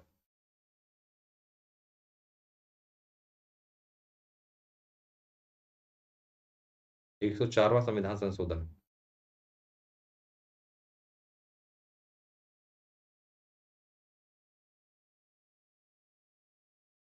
देखिए 104वां संविधान संशोधन संबंधित था आपका निजी शिक्षा संस्थाओं में सामाजिक और शैक्षिक दृष्टि से पिछड़े वर्गों के लिए कोटा प्रदान किया गया, यानी कि ओबीसी को जो है कोटा प्रदान के संदर्भ में यह है।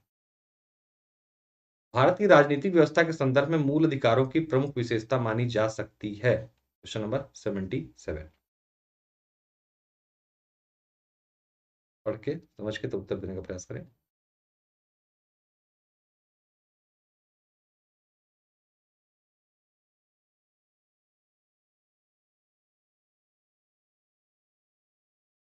तो इसका उत्तर क्या होगा? 1 2 3 4 सभी, यानी कि मूल अधिकारों में परिवर्तन के लिए संविधान संशोधन की आवश्यकता होती है, बिल्कुल होती है। ठीक, क्यों? जैसा आप लोगों को पता है कि पहले क्या था, संपत्ति का अधिकार क्या था, मौलिक अधिकार था, उसे हटा के कानूनी अधिकार कर दिया गया। ये भारतीय संविधान द्वारा रक्षित और प्रवृत्त होते हैं, बिल्कुल। आर्टिकल 32 और 226 का प्रावधान संविधान में किया गया कि सुप्रीम कोर्ट क्या करेगा, इनकी रक्षा करेगा। ये आत्यांतिक नहीं है, अपितु इन पर युक्त निर्बंध लगाए जा सकते हैं, बिल्कुल। आर्टिकल 358 और 359 का प्रयोग करके जब आपातकाल लगा हो तो इन पर क्या होता है, नियंत्रण स्थापित किया जा सकता है। ये अधिकार वे आधारभूत स्थितियां उत्पन्न करते हैं जो व्यक्ति को पूर्ण मानसिक, भौतिक और नैतिक विकास के लिए आवश्यक होती हैं। अगर आपको मूल अधिकार नहीं मिलेगा तो आपके अंदर ये विकास जो होंगे, मानसिक विकास, भौतिक विकास, आप नहीं कर पाओगे, क्योंकि आपके ऊपर प्रतिबंध होंगे। ठीक है, तो सभी स्टेटमेंट सही है। निम्नलिखित में से कौन सा अधिकार मूल अधिकारों के अंतर्गत सम्मिलित नहीं है? Question number 78। कौन सा मूल अधिकार नहीं है पूछा जा रहा है।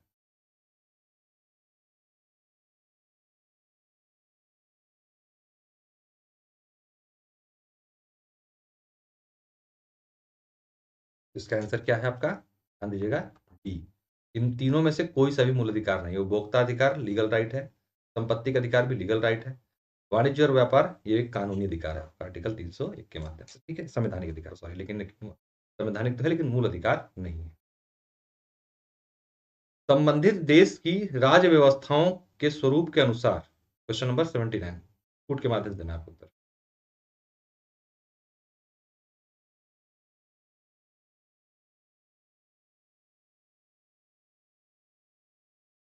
तो क्या होगा इसका आंसर? 1 और 2 दोनों। मूल अधिकार नकारात्मक भी हो सकते हैं और सकारात्मक भी। ठीक, बिल्कुल सही बात है। मूल अधिकार नकारात्मक भी हो सकते हैं, सकारात्मक भी हो सकते हैं। दोनों ही प्रवृत्तियां इसमें पाई जाती हैं। मूल अधिकार का स्वरूप प्राकृतिक अधिकारों की तरह भी हो सकता है और सामान्यतः कानूनी अधिकारों की तरह भी हो सकता है। ठीक है, बिल्कुल ये भी सही है। जैसे कि इसको थोड़ा समझ लीजिए तो समझ में आ जाएगा। प्राकृतिक अधिकार क्या है आपके? सबके लिए समान व्यवहार। ये क्या है? प्राकृतिक अधिकार ही तो है सबका। ठीक है, समानता तो आर्टिकल 17 का प्रयोग किया गया है। नकारात्मक जैसे कि कुछ प्रतिबंध लगाए जाते हैं मूल अधिकारों के माध्यम से। ठीक है, और उसके साथ साथ कुछ वर्गों को आरक्षण दिया जाता है, कुछ को नहीं दिया जाता। दोनों प्रवृत्तियां इसमें पाई जाती हैं। भारत में मूल अधिकारों की आवश्यकताओं के पीछे निहित कारण हो सकते हैं क्या? क्यों दिया गया है?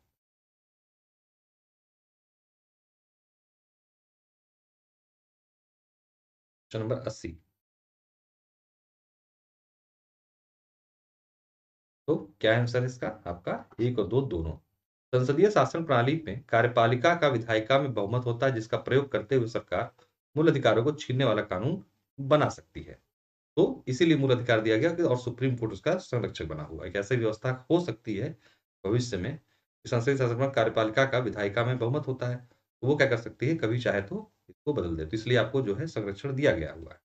बहुसंख्यक लोगों के दबाव में सरकार अल्पसंख्यक वर्गों के संदर्भ में विभेदकारी कानून बना सकती है। इन दोनों की रक्षा के लिए क्या है, मूल अधिकारों दिए गए हैं और उसके पालन के लिए सुप्रीम कोर्ट और हाई कोर्ट को जिम्मेदार बनाया गया है आर्टिकल 32 और 226 के बाद। निम्नलिखित कथनों पर विचार कीजिए।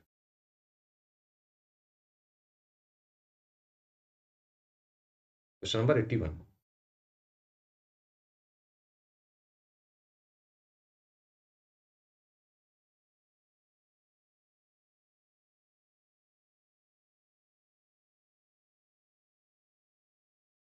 कौन सा सही है पूछा जाए? देखिए, आंसर है आपका केवल एक। भारतीय संविधान के भाग 3 में मूल अधिकारों का वर्णन किया गया, बिल्कुल ठीक बात है। भारतीय संविधान के अनुच्छेद 12 से 51 तक मूल अधिकार नहीं, 12 से 35 तक जो है आपके मूल अधिकार दिए गए हैं। 36 से आपका डीपीएसपी शुरू हो जाता है, तो 51 गलत है। ठीक है, केवल एक सही। मैच कराने वाला क्वेश्चन है क्वेश्चन नंबर 82। एक तरफ मूल अधिकार दिए हुए हैं, एक तरफ उनके नंबर दिए गए हैं, इसके माध्यम से क्या कूट निकलेगा? नंबर 82।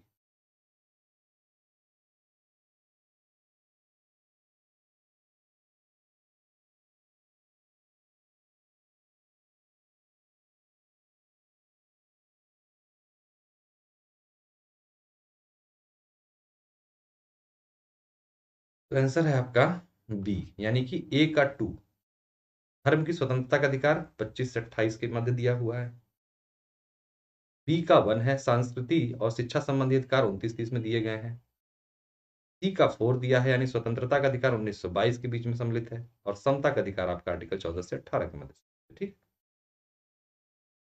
निम्नलिखित कथनों पर विचार कीजिए। 3 स्टेटमेंट है, पढ़ें इसको। Question number 83।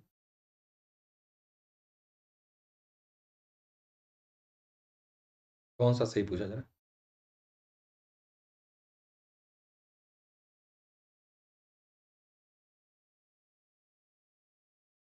इसमें केवल आपका क्वेश्चन नंबर 83 का आंसर क्या है आपका? केवल 3 सही है, बाकी सब गलत है। ठीक, 6 वर्ग रह गए, बाकी सब गड़बड़। यहाँ पर भी आपको मैच कराने वाला क्वेश्चन 84। इसी फॉर्मेट में आपको पीसीएस में क्वेश्चन जो है देखने को मिलते हैं, मैच वाले, कथन कारण वाले और कूट वाले। Question number 84। आंसर क्या है? देखिए, बी। तो A4 यानी कि उपाधियों का अंत किसके माध्यम से होता है? आर्टिकल 18 के माध्यम। 18 क्या कहता है? उपाधियों का अंत शिक्षा और सैन्य को छोड़ के। बी का कह रहे हैं 3, अस्पृश्यता आर्टिकल 17 के माध्यम से रोकी गई है संविधान में। सी बोल रहा है 1, यानी कि धर्म, मूलवंश, लिंग, जाति या जन्म स्थान के आधार पर विभेद का प्रतिषेध आर्टिकल 15 में किया गया है। और लोक नियोजन में अवसर की समानता देता है आपका आर्टिकल 16। अनुच्छेद 19 के अंतर्गत सम्मिलित हैं। Question number 85। आर्टिकल 19।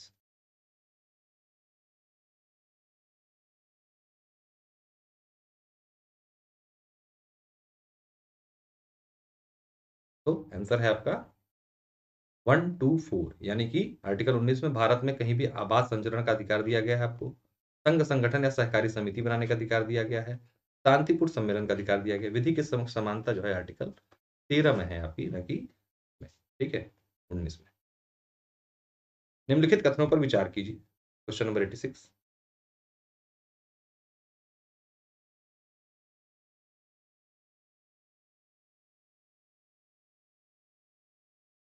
तो इसका आंसर क्या हो जाएगा? इसका आंसर 86 का क्या हो जाएगा आपका? डी। यहाँ पलट दिया गया एक दूसरे से। ये जो बात आर्टिकल 22 में लिखी गई है वो ये है, और आर्टिकल 20 वाली बात ये है। ठीक है, ये दोनों ही गड़बड़ है, वो सही कर लीजिए। प्राण एवं दैहिक स्वतंत्रता के अधिकार का वर्णन निम्नलिखित में से किस अनुच्छेद में किया गया? Question number 87। Question number 87। प्राण एवं दैहिक स्वतंत्रता का वर्णन कहां पे किया गया? आर्टिकल 21 में आपका। ठीक है, अनुच्छेद 21 क के तहत प्राथमिक शिक्षा के अधिकार के अंतर्गत सम्मिलित आयु वर्ग क्या है? Question number 88। आर्टिकल 21 का जो बाद में जोड़ा गया उसके लिए आयु वर्ग है 6 से 14 वर्ष के बच्चों को निःशुल्क और अनिवार्य शिक्षा का मौलिक अधिकार बना दिया गया है। पहले यह प्रावधान डीपीएसपी में था, उसको आर्टिकल 21 क में समाहित करते हुए एक मौलिक अधिकार बना दिया गया, और अब जो डीपीएसपी में है वो 0 से 6 वर्ष वहां पर शामिल कर दिया गया। ठीक, भारतीय संविधान के अनुच्छेद 23 का प्रावधान क्या है? Question number 89।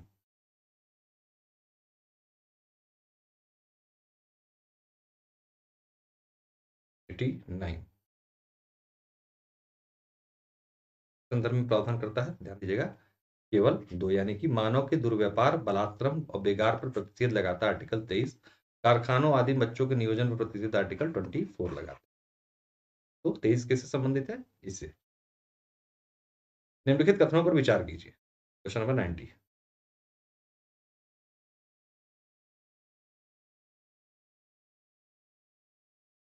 निम्नलिखित कथनों पर विचार करना है और उचित उत्तर का चयन करना है।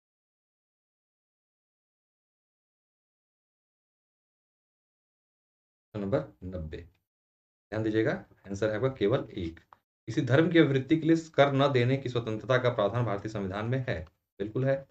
ठीक, अनुच्छेद 27 कुछ शिक्षण संस्थाओं के धार्मिक शिक्षा उपासना की देता नहीं, ये जो है आपका 29 में है। ठीक है, तो इसलिए आपका केवल एक सही है, बाकी गलत है। निम्नलिखित कथनों पर विचार कीजिए। Question number 91।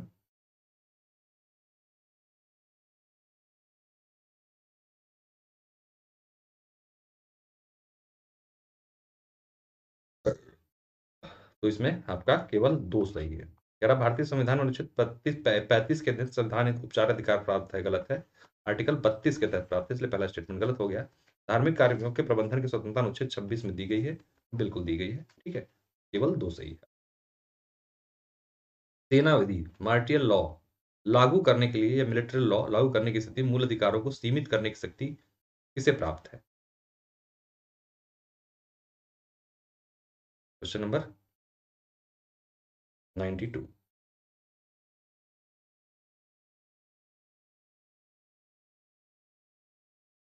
तो किसको दी गई है? सेना विधि के संदर्भ में मूल अधिकारों को सीमित करने की शक्ति किसके पास है? संसद के पास है, ध्यान रखिए। ठीक है, निम्नलिखित कथनों पर विचार करें और उसमें से कौन सा कथन सही है उसका चुनाव करें। Question number 93।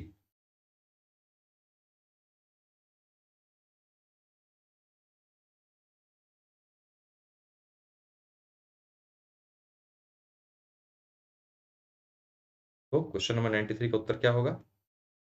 आपका सी है, यानी भाग 3 में राज्य को जो है परिभाषित किया गया है आर्टिकल 12 में। आर्टिकल 12 जो है आपका राज्य को परिभाषित करता है, राज्य की परिधि में कौन कौन आते हैं। बिल्कुल सही बात है। भारतीय संविधान संविधान पूर्व या संविधान पश्चात निर्मित अन्य विधियों से मूल अधिकारों की सुरक्षा गारंटी देता है, बिल्कुल सही बात है। ये बात कही गई है कि गारंटी किसके माध्यम से दिया है? आर्टिकल 32 के माध्यम से। ठीक है, और 226 के। संविधान में कौन कौन से अनुच्छेद सिर्फ भारतीय नागरिकों को अधिकार से संबंध रखते हैं? क्वेश्चन नंबर 94, कूट के माध्यम से उत्तर का चुनाव करना है आपको। नंबर 94।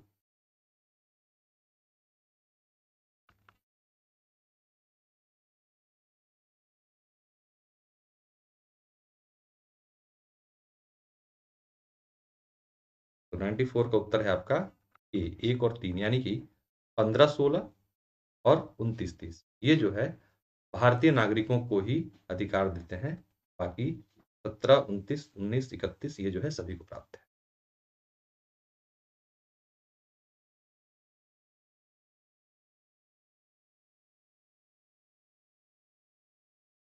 नीचे दिए गए विकल्पों में कौन सा विकल्प भारत में रह रहे सभी भारतीय नागरिकों और गैर नागरिकों से संबंध रखता है? Question number 95।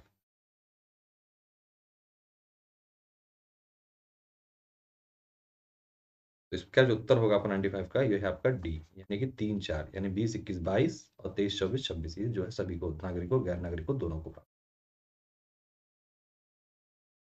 96 दो स्टेटमेंट है, कौन सा कथन सही है? पढ़ें, पढ़ने के बाद उत्तर देने का प्रयास करें। Question number 26।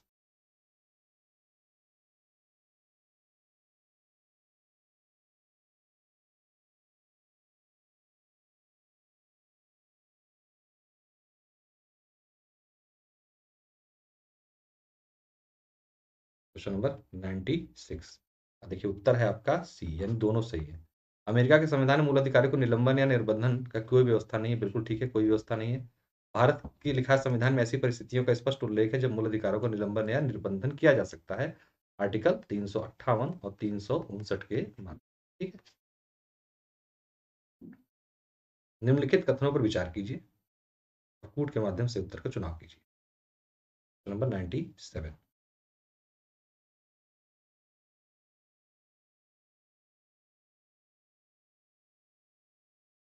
तो इसमें जो होगा उत्तर आपका क्या होगा? दोनों।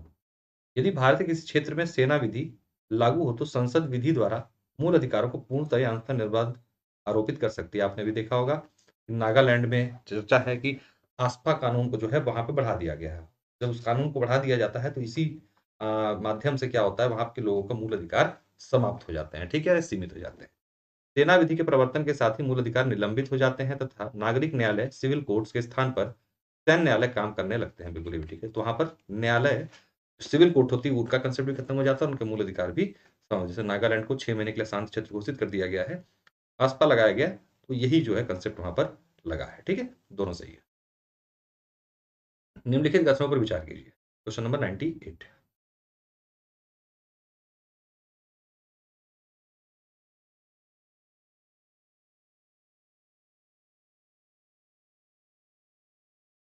क्वेश्चन नंबर 98 देखिए, आंसर है आपका केवल एक।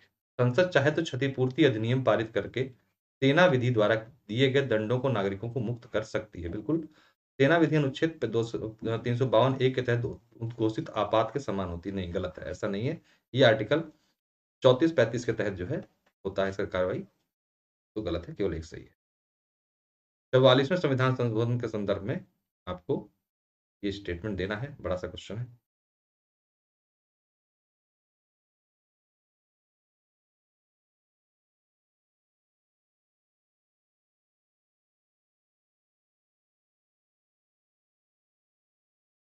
कूट के माध्यम से आपको बताना है कौन क्या हुआ है।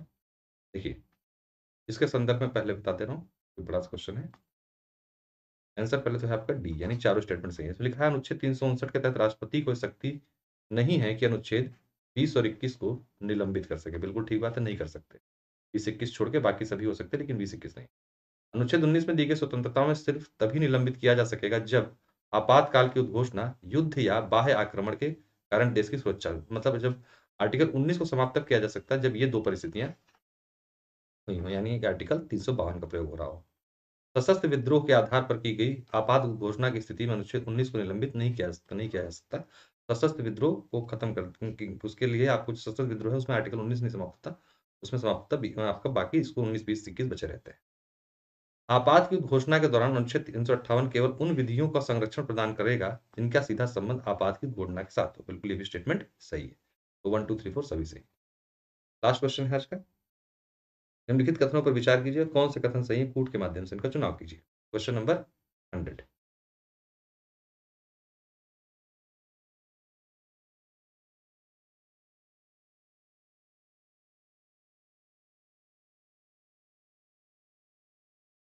तो क्या सही है? 1 और 2 दोनों सही हैं, ध्यान दीजिएगा। संसद मूल अधिकारों को संशोधन कर सकती है, बिल्कुल कर सकती है। जैसा मैंने बताया आप लोगों को, संपत्ति के अधिकार को क्या कर दिया गया? निकाल के कानूनी अधिकार कर दिया गया मूल अधिकार से। न्यायालय को यह तय करने की शक्ति है कि मूल अधिकारों में जो किया गया संशोधन है, संविधान के जो आधारभूत लक्षण हैं, उसके विरुद्ध है कि नहीं। तो बिल्कुल आर्टिकल 32 और 226 के माध्यम से न्यायालय को ये अधिकार दिए गए हैं कि न्यायालय तय करेगी कि जो मूल अधिकारों में संशोधन किया गया, कहीं ऐसा तो नहीं, जो बेसिक स्ट्रक्चर है संविधान का, उसको कहीं तोड़ रहा हो या उसको क्षति तो नहीं पहुँचा रहा है। तो बिल्कुल एकदम दोनों स्टेटमेंट सही। तो आज का सेशन था, इसके लिए आप मेरी प्रोफाइल फॉलो करके कम्युनिटी पे मुझे फॉलो कर सकते हैं। जो भी आपकी क्वेरीज होंगी, डाउट होंगे, वो यहाँ पर आपको दूर किए जा सकते हैं। साथ-साथ जो भी नई इन्फॉर्मेशन होती है, यहाँ पर मैं शेयर करता रहता हूँ। 9 बजे करंट अफेयर का सेशन आपको मिलता है अनअकैडमी ऐप पर, इसको ज्वाइन कर सकते हैं। फ्री सेशन होता है सभी के लिए। ये टेलीग्राम चैनल है, इसको ज्वाइन करके यहाँ पे पीडीएफ नोट्स वगैरह प्राप्त कर सकते हैं। तो लाइक शेयर जरूर कर दीजिएगा। चैनल सब्सक्राइब ना किया जरूर कर लीजिएगा। अनअकैडमी पर मेरी क्लासेस आपको ये यूट्यूब पर 8 PM पे मिलती हैं। और इसके साथ-साथ रेफरल कोड के रूप में अगर 10% डिस्काउंट के लिए ऑफर के लिए आपको यूज़ करना है, तो मेरा रेफरल कोड PS10 यूज़ करके आप 10% डिस्काउंट उपलब्ध सभी ऑफर को प्राप्त कर सकते हैं। तो आज के लिए इतना ही रखते हैं, फिर मिलते हैं नेक्स्ट सेशन में। बहुत-बहुत धन्यवाद। नमस्कार।